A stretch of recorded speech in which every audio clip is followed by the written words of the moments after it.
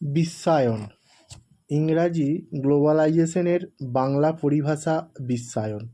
বিশ্বব্যাপী মানুষের রাজনৈতিক, অর্থনৈতিক, সামাজিক, সাংস্কৃতিক, বুদ্ধিবৃত্তিক ও প্রযুক্তিগত নৈতিক অভিন্নতার ধারাকে বলা যায় বিশ্বায়ন।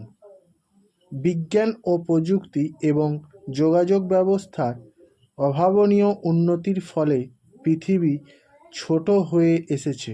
ফলে বিশ্বগ্রাম, বিশ্ব নাগরিকত্ব, মুক্ত বাজার, মুক্ত সংস্কৃতি ইত্যাদি শব্দগুলো সবার মনেই প্রভাব ফেলেছে।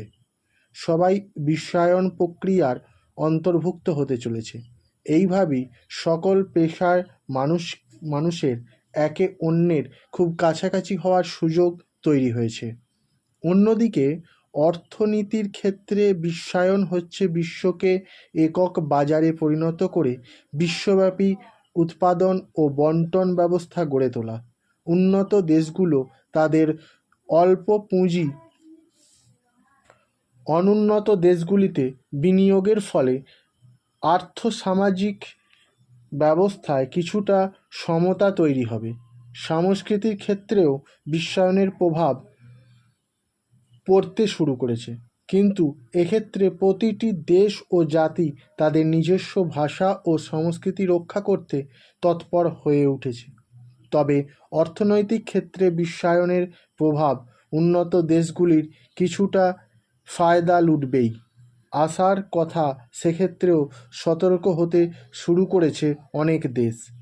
শিল্প, শিক্ষা, সাহিত্য ও সংস্কৃতি বিনিময়ের মাধ্যমে অবশ্যই লাভবান হবে অনুন্নত দেশগুলো, কিন্তু কিছু কিছু দেশীয় প্রযুক্তির ক্ষেত্রে ক্ষতিগ্রস্ত হবে। তার নিজস্ব রাজনীতি, সংস্কৃতি, শিল্পের ক্ষেত্রে সতর্কতা অবলম্বন করেছে, বিশ্বায়নকে গ্রহণ করেছে প্রকৃত উন্নয়ন প্রক্রিয়ার অংশীদার হিসাবে। এটাই ছিল আজকের ছোট্ট অনুচ্ছেদ রচনা বিশ্বায়ন।